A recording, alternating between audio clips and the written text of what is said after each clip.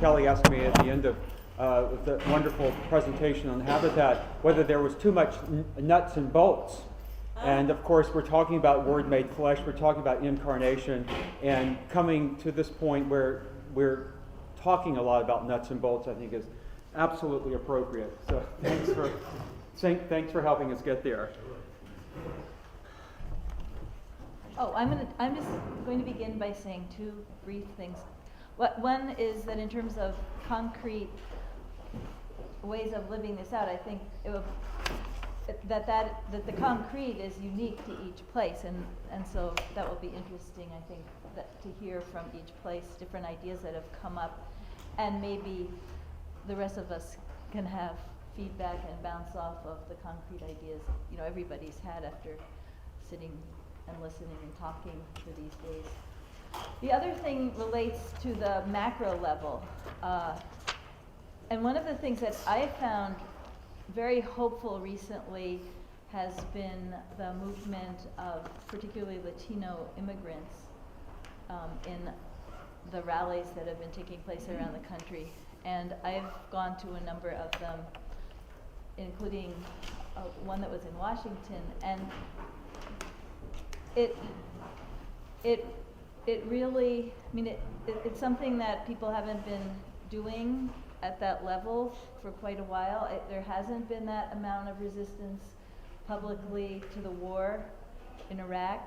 And although some people are saying that these rallies and protests and marches are going to backfire, in that some politicians are going to that are going to play into people's fears of immigrants based on these rallies, it's clearly getting the attention. It's clearly requiring a response.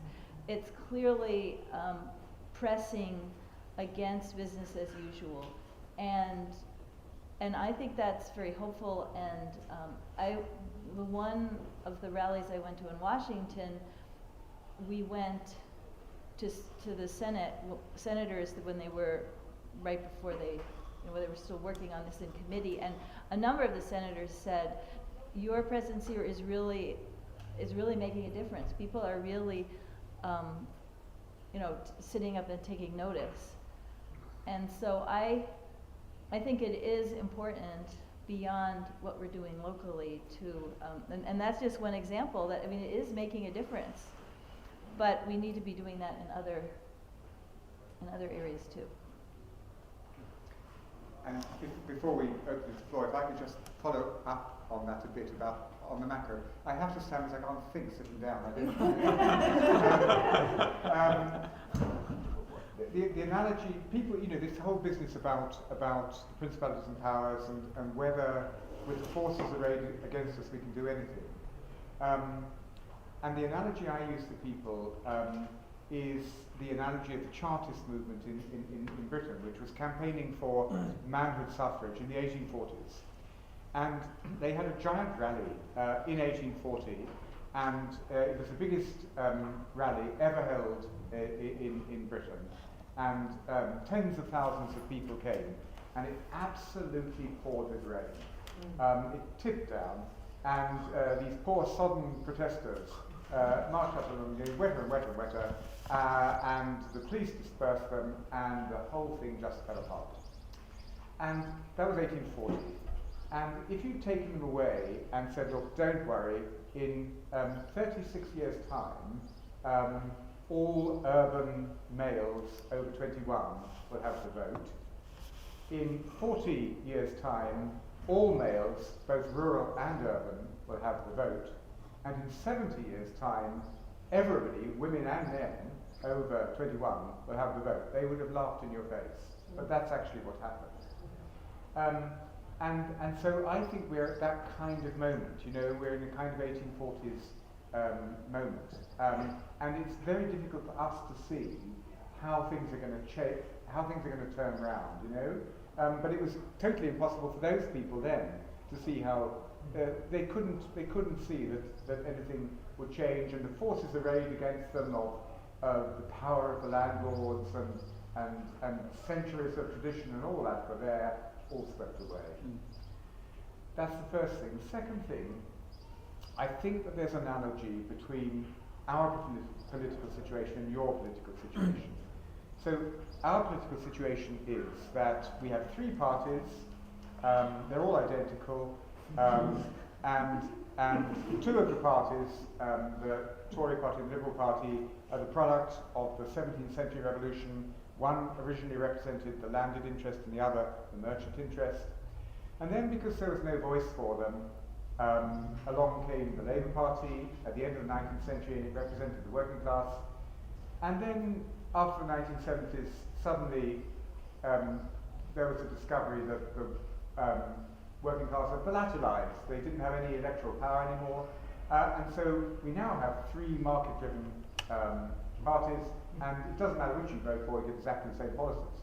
And so, we're electorally completely disenfranchised. And, Michael Moore in Stupid White Men says exactly the same thing about the United States. You've got two parties, and it doesn't matter which you vote for. I know that there are some differences still. And electorally, we simply don't have, we can't cast our votes for a party which really believes that the environment is important and which actually really believes in justice. There isn't a party that represents that, stands for anything longer. And so the moment that we're at is a moment where we're looking for the birthing of some really new political force. Hundreds of thousands of us feel completely disenfranchised. And what's got to happen is that we've got to give structural political shape to that disenfranchisement and create a new movement which can then, take power. It's not going to be the kingdom, because that also will become corrupt and so on and so forth, which is what happens to political movements. But that's where we are. And I think that there's an analogy between our situation and yours. Thank you.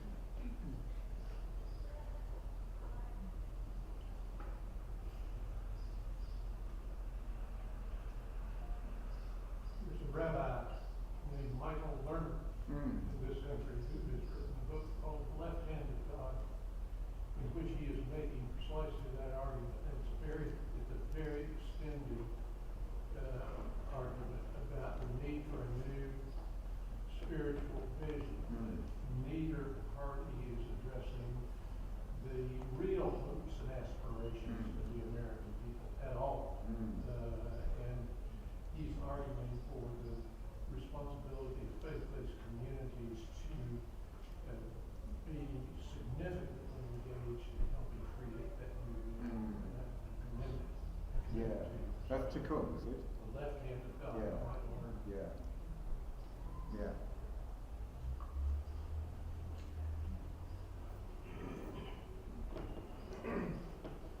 Could you help me understand the logic of creating this new party, if you will, if in fact it's going to become corrupt like the ones are already? Yes. That seems to be going down the same road. So. Well, Heidi on my left here is a Lutheran, and so let me use a phrase from my friend Martin Luther. Luther says the church is semper reformanda. It's always in the process of being reformed. And so I think human affairs are always in the process of being reformed. We're never there. Until we're in the kingdom, we're not going to be in the place where we can dance without end in the joy of God. Okay? We're always going to need to be reformed. It's true for the church, it's true for politics as well. And the problem with your country and my country, these so-called democracies, we think that we're there. Because we can vote every 4 years or 5 years, we think that we've got there. It's a fatuous mistake. So semper reformanda, so I think, as I say, that there's this new political movement kind of birthing now. And it'll take shape, and we'll have our own Abraham Lincolns and this, that, and the other. But sooner or later, you know, that party will have its own George Bush or whatever you want to say, you know, and another generation, you know, 200 years down the line will have to be having the same conversation. So nothing can be taken for granted ever. I think that's it.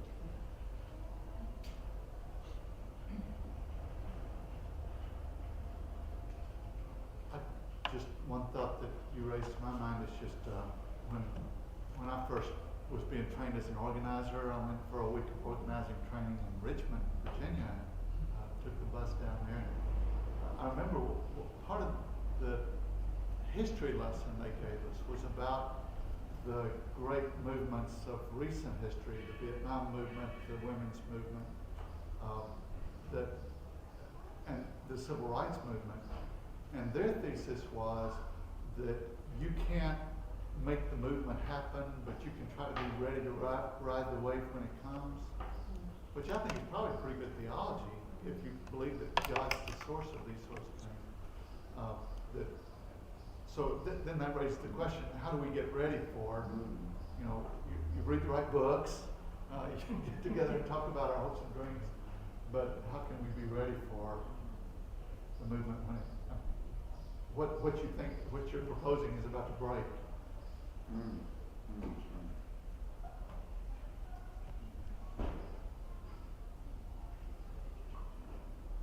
Great. Well, if I could add on to that, I mean, I think that, like, is for the example, in the example of the immigrant rallies that have emerged, the church can and should join that, you know. But is there? I mean, I keep thinking about, you know, I mean, this is just boggled my mind, you know, with regard to with the Iraq War, for instance, and a lot, you know, since 2002, wherever that started. And I'm also thinking about, you know, just the nuclear strikes on Iran that is just almost seems inevitable, you know.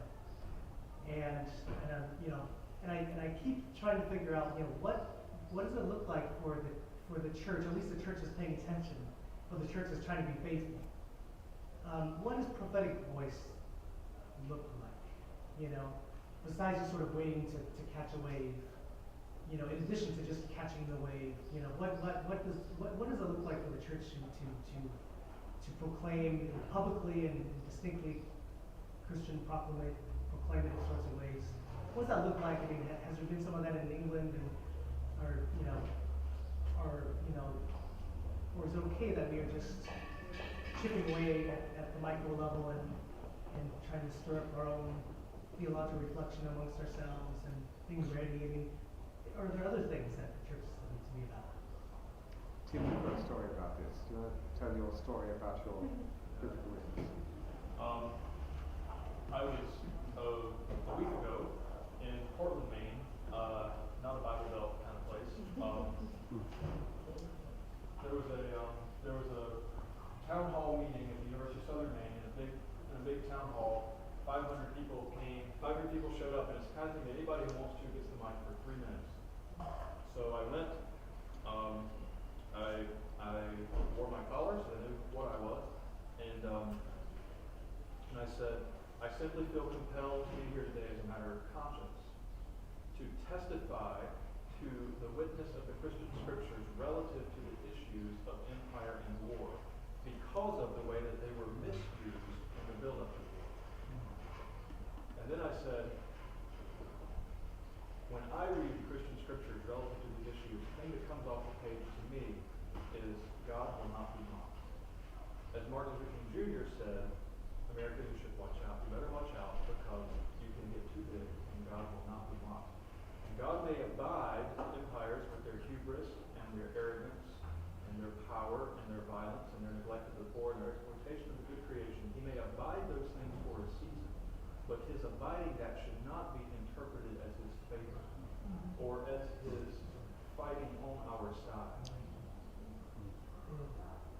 Eventually, he will judge empires because of the things they do, and especially because they redefine morality and reality with their needs. And I said, in the areas of torture and areas of incarceration, we have redefined morality to fit our needs. And we will be, and eventually we will be judged. And there's this whole thing, the God who was incarnate in the person of Jesus Christ. I don't know if I said Jesus of Nazareth. I don't agree with that. But the God who was incarnate in the person of Jesus, either Christ or of Nazareth, is a God who showed himself to be a friend of the poor, blah, blah, blah, kind of thing. And then the bottom, it said, eventually God will not be mocked, eventually there will be judgment. The room just exploded. I mean, it was amazing. And these people, I was so nervous. I was incredibly nervous. Here I am, with my Bible, my Southern accent in Maine, and my collar on. I'm going to talk to these progressive people from the authority of the Bible. And what is going to happen? I'm going to moved out, laughed at, kicked on, whatever. And so my throat was so dry, and I finished. I just walked out to get water. Well, this group of people all came around, and it was the Green Party candidate for governor, it was a reporter from the local press, and then talked with them and all this. And then afterwards, what really got me were three people. One of them was this woman who came up to me and has basically pitched her Christian faith because of what she sees as Christian collusion with immoral causes. And it's basically she said to me, "Will you listen to my story about the emails I get from my right-wing Christian friends?" So I talked with her for a while. The other one was this 24-year-old guy came up to me and said, "Have you ever tried saying to this to any right-wing Christians?" I was just like, "If you want to do it." And then, but then the other was just the number of people who just came up to me and just said, "Thank you," because it was just amazing because there was no question about the authority of the text. There was no question about the morality of the issue. This was a very post-Christian, post-modern crowd, but nobody wanted to sit around and talk about, does morality exist? Does this text have authority? Their spirits testify that this is right, and this is about a God. This is about God being bigger than either one of our sides. And there's that amazing story, right, where Joshua, of all people, and you talk about the conquest and the way that the implications that has, and so troublesome in so many respects. And there he is out wandering around, and the messenger of the Lord appears to him, and he says, "Are you on our side?" And even in that context, even then, when they've been given a mandate, even still, the messenger of the Lord says, "Neither one. But as the messenger of the Lord, I'm here." And that's all. That's all you're going to get. It's as big as it gets, even in that moment. So anyway, for me, that was the Martin Luther King Jr. kind of thing. How did King talk about these things? I was helped by the fact that I only had 3 minutes. Yeah. I used a similar, opportunity at the CCA conference a few years ago. Thanks again. And got a very similar response to that. It wasn't actually, it wasn't an explosion. It was just a deathly silence, and then the emails and all that came out. But the thing that I think that, and I think we have to take those opportunities. I think that's really important. I think that the question that I wanted to ask last year when Malton was here, and I failed to do, was that I think I've been just wondering, is there a need for, I think the question I have is there a need for the American church to produce another Barmen Declaration, that kind of thing? And how would that look? I mean, and I don't know enough about the history that Jenny's working on, but I wondered, is that something that needs to be considered among, whatever percentage of the American church is paying attention? Is there a need for some sort of Army Declaration, and how would it look different from just another statement that's written up and circulated around on email? I mean, is there some sort of need for a larger rallying call in the American church today? I wonder if Julie would be willing to comment on a call to renewal and the covenant with America that I understand is going to be part of the call to renewal. Yeah, it's actually it's a statement that is focused very much on poverty, partially because that is an area where you can cross ideological, we're finding, and theological lines. That there are people who can get that, and they can move forward with that without alienating themselves necessarily from their churches or whatever. But, so it doesn't, I wouldn't say that it answers some of the tougher questions. It is still in the prophetic tradition because the core is central to the prophetic tradition, but it is actually kind of looking for points of agreement, which means it's gonna have Doesn't say certain. it all. Right. Yeah, it doesn't say it all, and also trying to keep it simple, keep it short. I just laugh at everything we try to make short and simple, although that does seem to be a necessity for a lot of, definitely is for organizing and everything else, Yeah. so. But it is looking at what are some points of agreement, you know, and what are concrete things we could agree to work on, kind of thing. So. Can I just follow up? Yeah, Laura was coming to. Okay. And George, would you be willing to talk a little bit about the event that Michael Lerner and others are gathering? That's another covenant that's being written, only I think it's broader It's than broader the than poverty issue. Because I think it's There's a addressing the. network of spiritual progressives. It's convening in Washington on May, the date escapes me, shortly, a major event in which it is bringing together a whole group of persons to try to address the lack of spiritual vision and ask how it can be connected in a political way.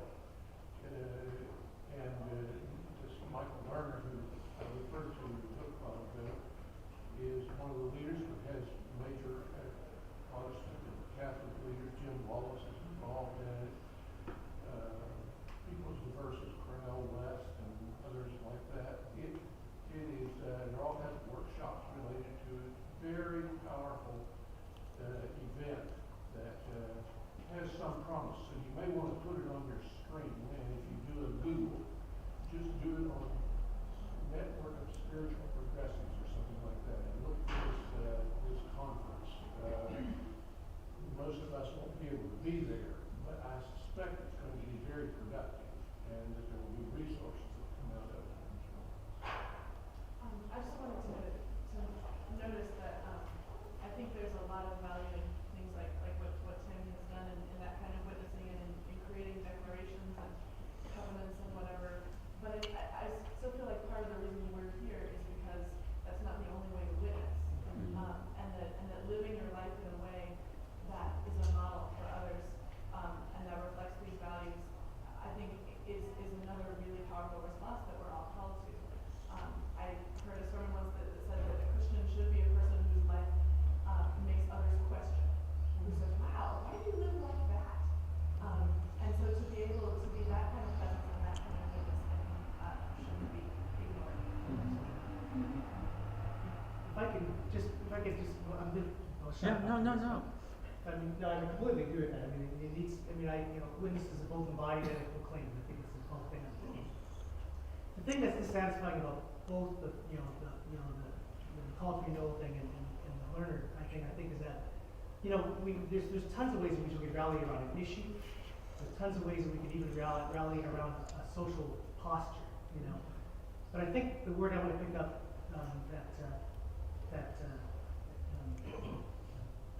Timothy talked about this morning was idolatry, and I think when we go back to the Barmen Declaration, it was clearly about allegiance, and it was about belief, it was about who was in charge. That's what I think is sorely lacking. I mean, in all the different movements or statements that are being passed around, it's always about we could rail against militarism, but the fundamental issue is our allegiance. So that's what I'm curious about. Where is that being talked about? And it seems like that is a much more crucial issue for the church to be. What are we valuing our need to? And how do we give voice to that? How do we rally the church around that? I don't think it precludes joining in these things, in these movements and stuff that are closer to God's intent for His creation. But there's something missing if we are not addressing the fundamental allegiance issues. Yeah, comment on that. I don't know if you know the book by Ulrich Ducro, which was published in 1984, called The Global Economy, a Confessional Issue for the Churches. And he started a movement called Kairos Europa, based on the Kairos document in South Africa, saying precisely that we need a new barman in regard to the global economy, because that's the Moloch to which we bow our knees today, okay?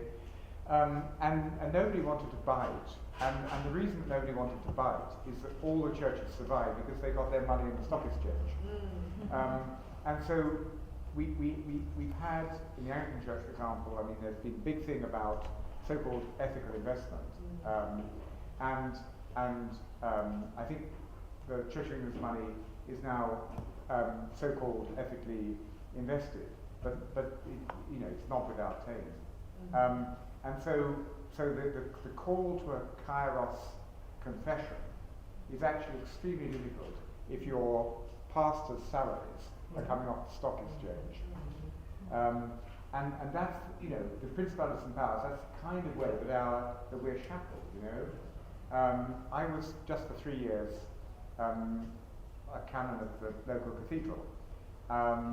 4 million quid in the red. That's what, $7 million in debt. And they've got this beautiful medieval building, no money, not a single halfpenny from the state. They get no money from the state whatsoever. And it costs, millions of pounds to keep up. What do you do about it? Okay? And so they find themselves making all kinds of really nefarious compromises with millionaires and with this, that, and the other to try and keep the building up in the name of God, God, the triune God. And it's terribly difficult because when I was 20, I would have said dynamite it, but I don't think I would say dynamite it now, partly because it's about place and it's been there for 1,000 years and it might as well go on. It does say something. So there are these dilemmas in which we're caught. I'd also say, I don't know, in today's political climate, that statements really have any powerful impact. And that the media plays a big part in this, and I don't think the media would take any of that. A statement, I don't know. I question the effectiveness of statements, but that could be wrong. Your friend Lee Stewart has talked to the group before. Lee Stewart is an organizer in the South Bronx, one of the members, I guess, of the South Bronx churches. And she's scandalized groups of theologians that I've periodically taken to visit with her in her sort of theological description of the work of organizing in New York City for housing. She's gone around the room and she said, what is the most important theological virtue? Faith, hope, and love are the ones that get trotted out. Anger. Power. Oh. Power. And, some of us in our sort of, attachments to purity and kind of ecclesial kind of separation, and some, of my theological colleagues have even stopped voting, particularly those who've studied with Stanley Hauerwas. Recoil, and yet as she tells the story, it's and invokes King and those in the movement, she's really talking about the creative use of power. So, when we talk about the principalities and powers, I don't want us to sort of retreat into some kind of notion of ecclesial purity or the purity of this movement that's coming, because to go, to move people from A to B to get to achieve not the kingdom, but a better social environment for an impoverished neighborhood, compromises have to be made. And there's an important task of speaking truth to power, but there's also and there's an important matter of imagining the New Jerusalem and talking about the possible world. But then there's also the more immediate task of, well, what are the 2 or 3 or 4 things that we need to get to the next stage? What is social progress? But in fact, identifying those concrete goals that we need to achieve in the meantime. And it seems to me that we come back to the civil rights movement a lot in our conversations about this in this country, because it was a movement that was transformative on both material, legal, and various levels, material, legal, spiritual, theological, and certainly in some respects in terms of the built environment. The movement imagined the New Jerusalem. It talked about the beloved community, talked about the kingdom, but it also said that the way to get there is to talk about the vote, talking about creating freedom schools, talk about how to change particular laws in particular municipalities. And so, its genius, I think, was combining those two. And so, Richard Rorty makes this interesting distinction between campaigns and movements. Sometimes movements, or waiting for a movement, encourages a kind of quietism. And campaign is something you identify and you jump into and you make compromises and you build coalitions and you do what Jim's doing on poverty. You talk to the fundamentalists and you talk to the Catholic workers and everybody else who will sit down at the table. So how does that sort of need to roll up your sleeves and, get dirty fit with this sort of expectation of the movement to come? Something I'd throw in there. You hold it in tension, right? Yeah. Because, there's a place for Habakkuk and standing on your watchtower and waiting for God to act. But as you said, he trained disciples for something. They didn't just sit back and... They went on to Galilee, right? Yes. Yeah. That's where Jesus is going. Leadership is knowing where things are going and help people to understand that's where things are headed. And I agree that the statements in and of themselves are not the answer, and yet as a Christian who feels very marginalized and who knows that the world is seeing American Christians as something that I am so very not, that I long for some more public statements, and in a way maybe Tim was doing that for a lot of the people in that hall, and if each of us can do that in small ways and maybe in the occasional big way with some sort of covenant, then maybe the mainstream press would include that voice every once in a while in a way that they're not now, and then that's part of the way a movement gets going. But yeah, I agree that statements are not, they're just statements, but I think they might be part of the bigger picture that needs to happen. But it's interesting to me that the press has picked up on, in terms of the role of the media was very important in the civil rights movement, where people all around the country were seeing in their living rooms what's going on in, Birmingham and Montgomery. And if it wasn't for the media, that's even how these recent rallies were organized.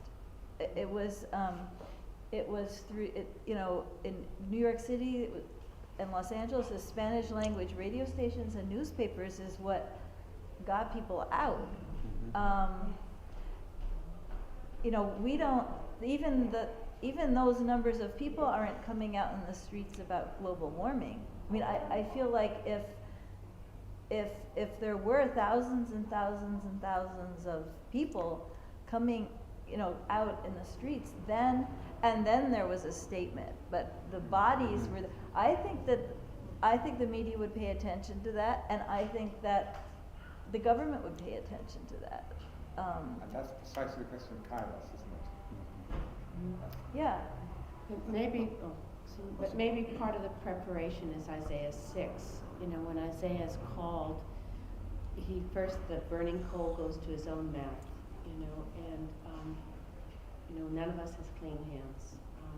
And maybe part of our being prepared is to look at how we're part of and profit from the sickness of this empire.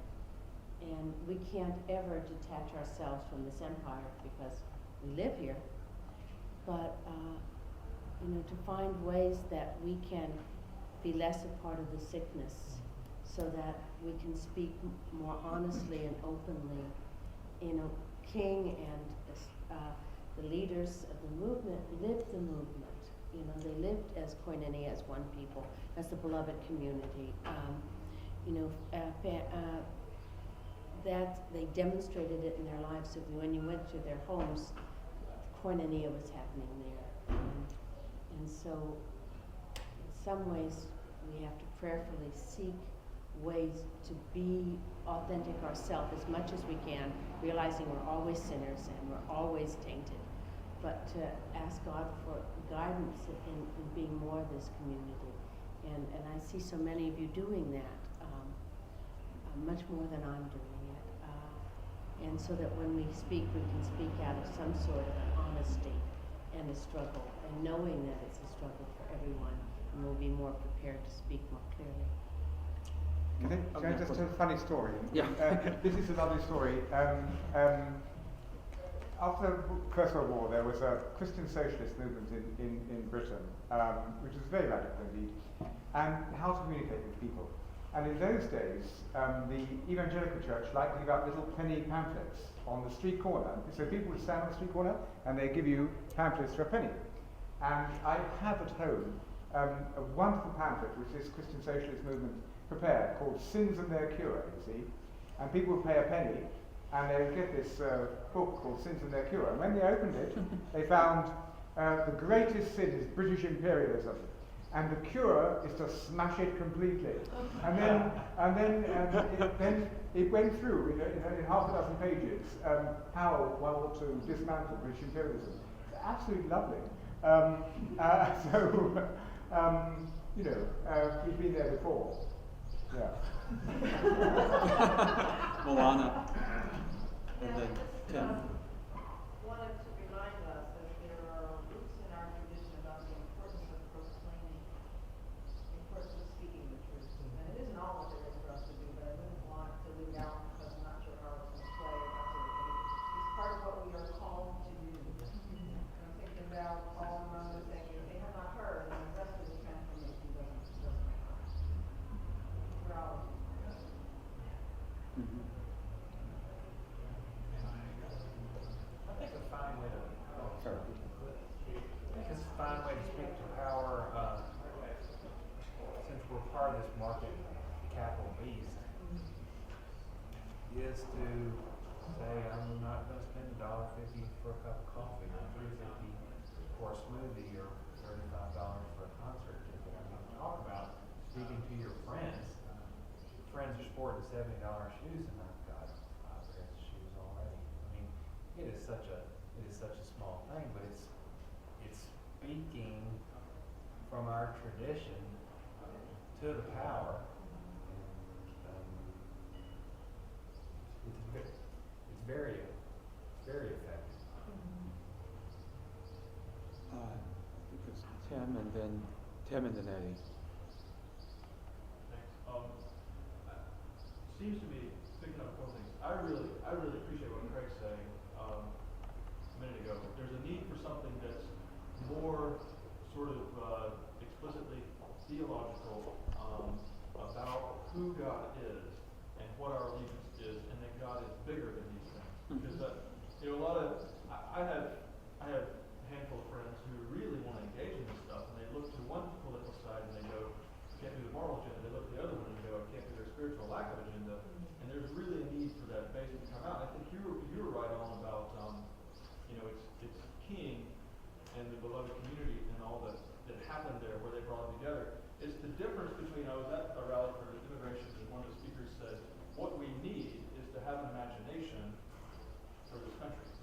Well, the difference between what y'all need is to have an imagination for this country and standing up and going, I have a dream. It's a very different thing. And so for me, Tim's been very challenging in very good ways about do I have enough of an imagination of what this glorious God manifesting God's self in this world, in these days, in these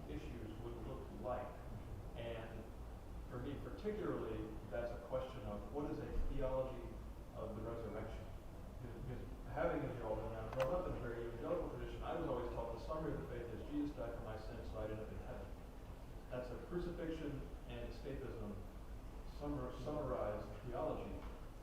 Do I have a well enough developed, imagined by the power of the Spirit, theology of the resurrection to bring me to the place where I can not just stand up and say what's wrong? That's a good thing to do. That's one thing. But also stand up and say, and I have a dream, and here it is. And then people can go, I like that dream. I'm going to do that. And because it also allows people to get on and say, I'm not afraid now. You know, maybe some people from the other side can say, that's not a scary dream. That's a dream I understand. Now I know what you're talking about, you know, or something like that. Thank you. Thank you. Well, Tim and I was talking about that earlier, and pretty much said what I was going to say. It's that common ground that I think we first have to find. We talk about the politics that's going on, but us as Christians, that common ground is missing. And is there someone to say, I have a dream, and here's the dream, and then we get people on board because of that. And I think about the immigration, all the people that came together, they had a common ground, and you saw people come from every city, and even though they wasn't in the same geographical location, a statement was made. The same way with the movement, the same way with the beloved community, the same way with the dream. I have a dream, and here's my dream, and you want to attach to this, and we can go there together. I was thinking about the children of Israel. Most of the time they pulled together, it was for something against God. They complained together, they danced around the calf together, they built the Tower of Babel together, and everything was in rebellion. So how do we pull together? The one thing that happened was in Pentecost, when they all came together, and everybody had that one thing in common, and I think that, getting the church on board with a movement like this is probably going to be the biggest obstacle for us before we can get to actually making an impact in that particular realm. Yeah. Well, Clarence Jordan, who was mentioned here earlier by Overton and Kelly too, is not the founder of Habitat for Humanity, but the founder of Quantico Farm. It's the birthplace of Habitat for Humanity. Like to translate kingdom as movement, and in the mid-60s, he said it's probably time to stop talking about the civil rights movement and start talking about the God movement. And the God movement is the way he talked about the reign of Christ. And it reminds me of something you pointed out in your book on Barth. After Barth's move from socialism, can't remember the date, the socialist thing is out, taking God seriously is in, thinking in fact that God's own politics were more radical than any political agenda. And all of, and so I'm making a case for a movement again. And that seems, that will have to be the story the church proclaims anew and afresh. For American Christians, it means that, well, we do have to pass an international test, don't we? After all. That there is this need for the global ecumenical church, that we can't be contemptuous towards the universal body of Christ, and that Catholicity is very much in the nature of discipleship and the new identity of the Christian. And I guess to get there means repentance. Renewal of who we are.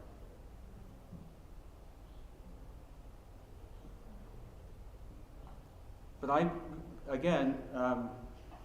this whole thing about imagining a different world, I have students from Loyola, when I taught at a Jesuit college, who are very involved in the Catholic worker movement, and we come down periodically to this kind of conversation. Well, there's no difference between Democrats and Republicans, but I want to suggest that the world would be a better place if a few thousand votes had gone in favor of Al Gore in 2000 rather than George W. Bush. The world would be a fundamentally different place right now. I mean, imagine that. Talking about imagining a possible world, it wouldn't be the kingdom of God, but it would be a lot different than what we have now. So the vote, which the movement almost made into a kind of sacrament which has been lost and trivialized, I think,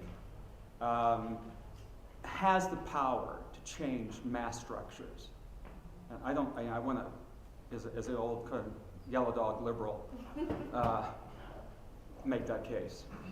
Okay. Well, and that would be where I would base it. I think that there's a level of truth to the thing about all the parties are the same, and it annoyed the heck out of me the way Clinton, Clinton was selling out the Democrats to the, was selling out the Democrats to corporate interests, but it's not the same when Bush gets into power and lets the oil companies write the energy bill. That's a fundamentally different level of selling out. And I think it's pretty cynical and disempowering, I guess, to think that they are that much the same. So. Well, if I could push you on that. Okay, go for it. Sure. So I have no authority to talk about your country. I know very little about it really, but I think I do think that that the idea that power belongs to the whole community, okay, which is what we call democracy, and I think that worldwide we haven't got the foggiest clue what that means, and I think it's. So this business, Tim and I were talking about imagination the other day. So I think, imagination is a gift of the Holy Spirit. We should pray for the gift of imagination to know what on earth democracy would look like, because we don't know. And so different things have been tried, regional assemblies have been tried, federal government has been tried, state government has been tried, all of this kind of thing. And what I would say is, in terms of real democracy, we're in the Stone Age. We're in the Stone Age, and it's we shouldn't be satisfied with being in the Stone Age. Okay, I mean it's actually possible to move to the new Stone Age. And maybe we could move to Iron Age and so on. And so there's a real task of political imagination to try and think what taking numbers 11 seriously would mean for the whole community. I mean, we're quite good at doing it on the micro level, but nobody has a clue what it means on the macro level. And it's a really urgent political task to imagine a new politics. Mm-hmm. So, okay, I take your point, Al Gore is definitely better than the present incumbent. It's fine. It's not true in Britain. It's absolutely not true in Britain. The New Labour may be more right-wing than the Tories. I have no idea. I don't really care. Our imperative is really to get beyond the fantasy that we have a democracy and to start, really asking how we become democratic, because we ain't. Mm-hmm. Mm-hmm. Okay, just to come back a little bit.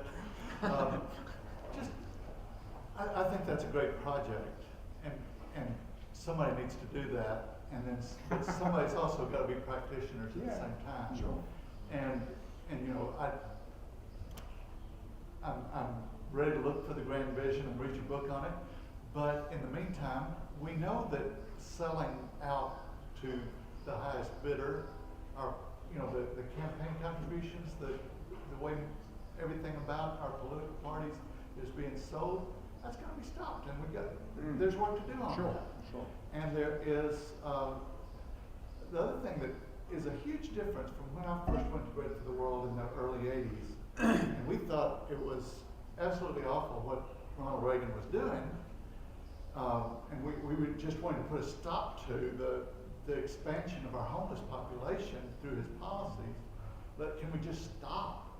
But looking back on it now, there was at least a creative middle then with people like Mark Hatfield that you could work with, and now it's all been so polarized by the political consultants trying to just push the middle disappears and everybody's at the far extremes. And this is no way to govern, just having people shout at each other across. I mean, Grover Norquist throwing his grenades at the other side. You know, we need some civility, please. So, there's my diatribe back. But you're talking about enacting, policy measures that would create the conditions for a richer, livelier debate. Yeah. Sure. Yeah. And at the same time, I should, one other little piece of my speech is, I don't want to run for office. I want to be in a prophetic role with standing outside and telling them how to be moral. I don't want to have to get in. To me, I guess I'm enough of an Anabaptist or something that I don't want to get in and dirty my hands that much. I'll leave that to the Episcopalians. Episcopalians aren't going to dirty their hands. Well, they hire people to dirty their hands. Outsource that. Yeah. I think that's why, to the degree that it's true, to whatever degree it's true, that Karl Rove was able to manipulate the evangelical bloc, that's why it is first primarily a theological task. Because if there is an education of the desire, and a godly desire, and a sense of who God is that happens and says, I'm sorry, that's not who God actually is, it's not what God actually wants, then the possibility to manipulate the block is gone because the block doesn't exist. That's one thought. The second thought is one of the fun things I've learned about my new home state is that it being up there in that northern corner of our large country, we lead the country in two things. The city of Bangor, Maine is the only city in this country whose downtown shopping area is committed to having only fairly traded, ecologically sustainable goods in every store. They've actually done it though.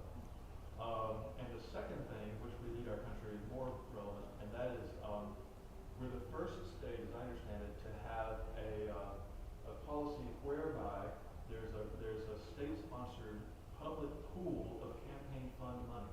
And if I want to run for office, to be governor of the state of Maine, then if I get X number of people to write $5 checks, who are registered voters in the state of Maine, write $5 checks, not to my campaign, but to the fund, but they come through my campaign administration, then if I get X number of money contributed to that campaign, then I can have X number of $1 million for my campaign speaking. Now that's a creative solution to the problem of campaign funding, and we're going to have in our gubernatorial election, we're going to have a Green Party candidate who's tapping those funds, or a Republican candidate who's tapping those funds, and an incumbent Democrat who is woefully tied to corporate interest and showed no interest whatsoever in tapping those funds. So it's just to say it's a model. Granted, it's a small state in terms of population, so it makes maybe some of those things easier. But it is at least a way that somebody's saying there's got to be a way to make real democracy happen, and that's one possibility.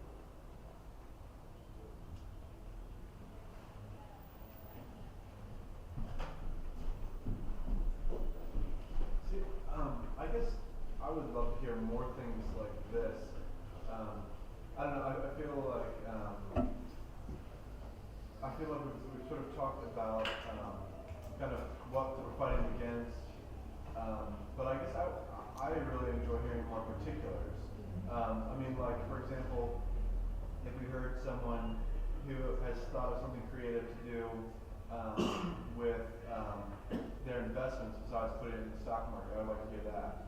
Or like campaign finance. Like, I guess I feel like that's kind of, I don't know, that's what I'm most interested in hearing now. If anyone who has like creative things like that, particulars, I would be really interested in hearing that. And I'm sorry, I'm not talking about last thing on that. I forgot to say. So what we're saying is anybody, any candidate from any party who wants us to contribute to that fund, we will do it. I'm comfortable saying it is a moral imperative that as a Christian, I should support this idea. Now, we can differ as Christians as a matter of conscience about which candidate to vote for,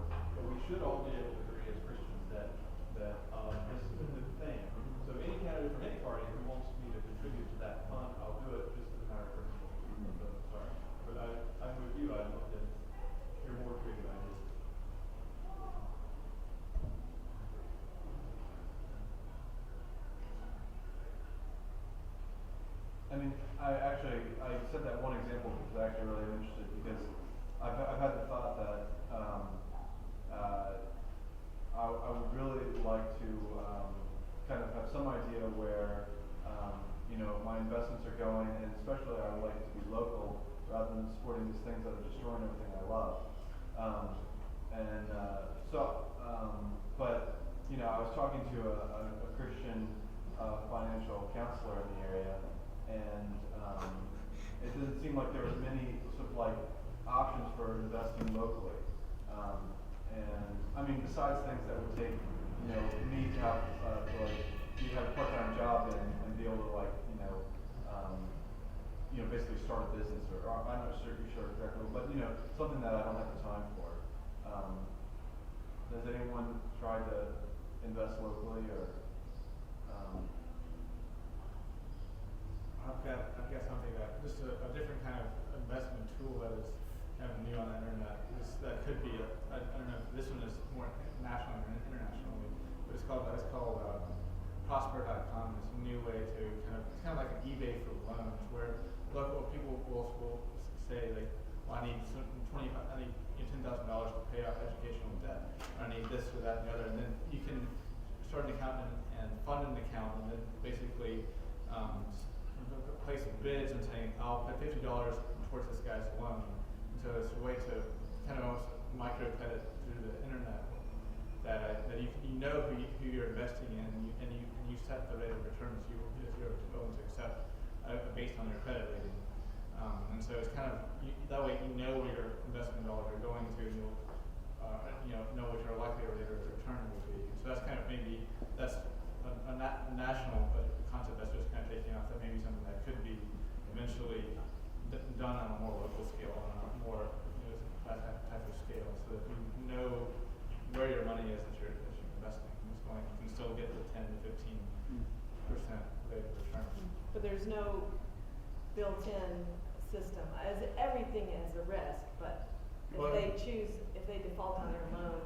Well, what you do is you just based on their credit rating, and also you get people to join groups as well, and that way, if the people who are asking for loans, if you have them join a group and saying like, oh, I'm from like UVA alumni, and because I'm from UVA alumni, I'm more likely to pay back my loan, and there's peer pressure then for them not to default, because if they default, then they hurt the group's rating, that kind of thing. So there's different mechanisms. It'll take like 15 or 20 minutes to explain the whole system, but that's kind of something to look at, maybe perhaps an idea in that direction. Jesse, though, all of our denominations have credit unions. Every single one of us, where you are guaranteed, at least back your investment, and they will then give the money to churches or church groups or nonprofits, and it's all socially responsible. Also, all of our denominations that I know of, I'm sure the Lutherans do, I know the American Baptists do, you can invest your money in socially responsible, and they have a whole study on socially responsible agencies, and they did a lot of that work in the anti-apartheid times, and tobacco and alcohol and all kinds of things. I know it's across denominations, and Sojourners always has ads in your paper, in your magazine. Yeah. I mean, they are more traditional stocks still, which I think, there's the range of how radical you're trying to be.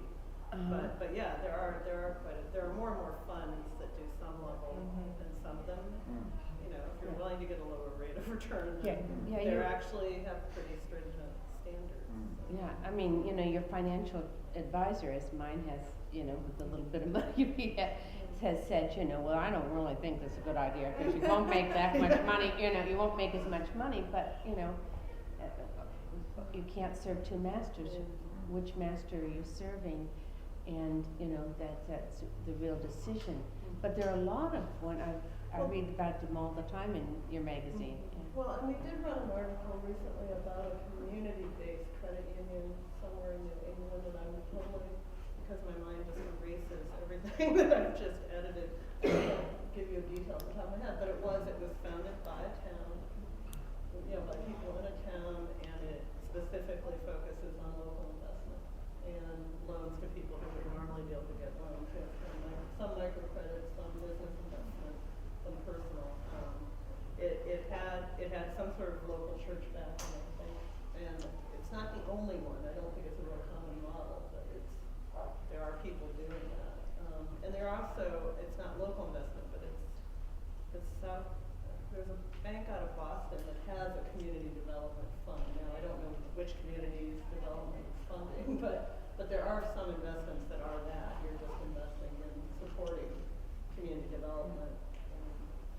I think they different have some places. FDIC protection, you know, there's Yeah. some protection so that you won't lose your shirt, you know, if Yeah. you have to look at your old age, but, you know. As far as that local thing, there have been some examples of some kind of local bucks, kind of communities that Make their own. Do you remember that? Yeah, they make Yeah. their own money and you Yeah, try to see how much it circulates with Yeah, you know? yeah. It's, We've tried that. Yeah, it's very difficult. Is it essentially a way to barter without? It is, but it's also about you know how you value gifts in the community, and it's Yeah. fantastic for academics because you know basically it's a question of which skills are valuable. Okay, and plumbers and carpenters and things like that. These are people who are really useful. Academics. I could tell you some funny stories about that.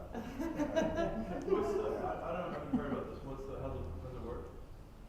These are local exchange trading schemes. They're called, so there are a lot of them in this country and a lot in Europe as well. So what you do, you set up a local currency. In our case, because we're from Exeter, it's called the EXE, and when you join, you get a small number of X's, and then everybody in the community is listed, and you say what you can offer. Okay, and you offer a skill or time to babysit or something like that, and then you trade with members in the community, and no national currency changes hands whatsoever, and so you can, if people list their skills, you know, I can teach Spanish, or I can do carpentry, or I can do plumbing, or I can be beekeeper, or whatever, and you exchange your skills. It's a way of trying to reinvent the money economy.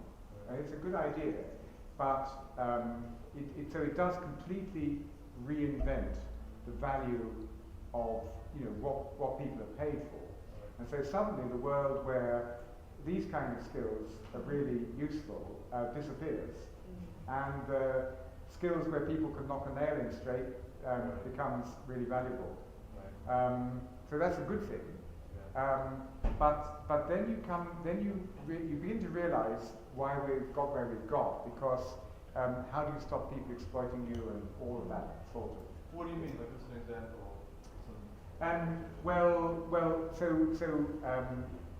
Let's say because I'm an academic, all I can offer somebody is my time to babysit. Okay, how many X's is my 4 hours babysitting worth? Okay, this is an actual example. I might get 2 X's for 4 hours. Okay, and what carpentry will my 2 X's buy? Well, it might buy me, a carpenter coming in looking at it and say, well, you need this. It might buy me a bit of advice. But in order to get anything substantial, I need thousands of X's to this kind of thing.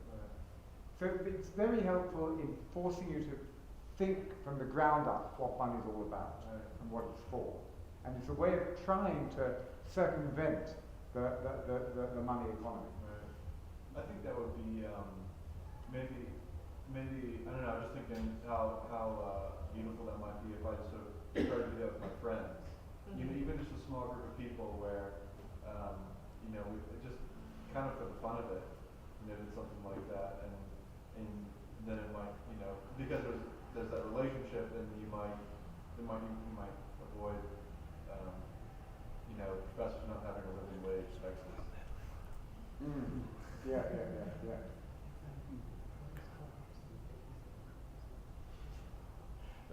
The one I'd heard about, I went to some green conference one time out in Portland, and they were talking about, I think, some small New England town where it was basically a way to promote merchandising on Main Street, and they were trying to build up, buy local kind of thing.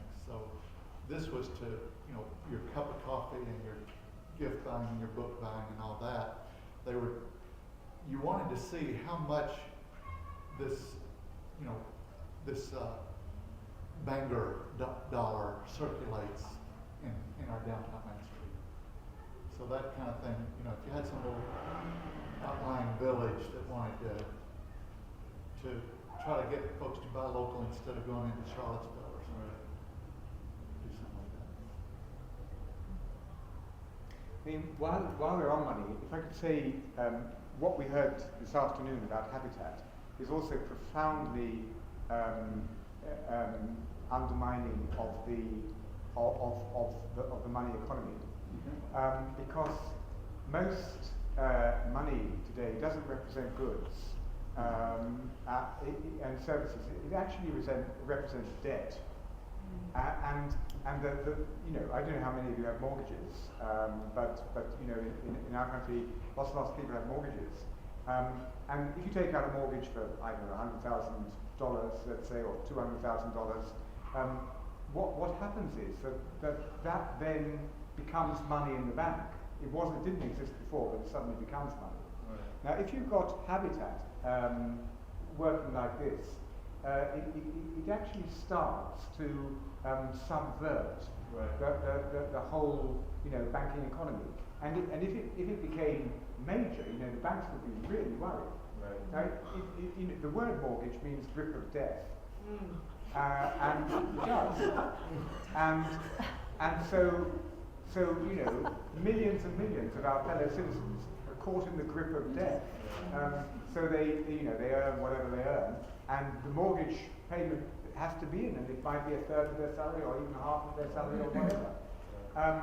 And so finding ways to subvert and undermine that grip of death is fantastic, and I think that's one of the things that Habitat is doing. You know, maybe unconsciously. Right. There is. I can't give you the full details of it, but there is a similar scheme in Britain which does what Habitat does, but also sees that when you repay your final instalment, you get a lump sum for your pension as well, and that's a pretty neat idea. Your final installment of your mortgage?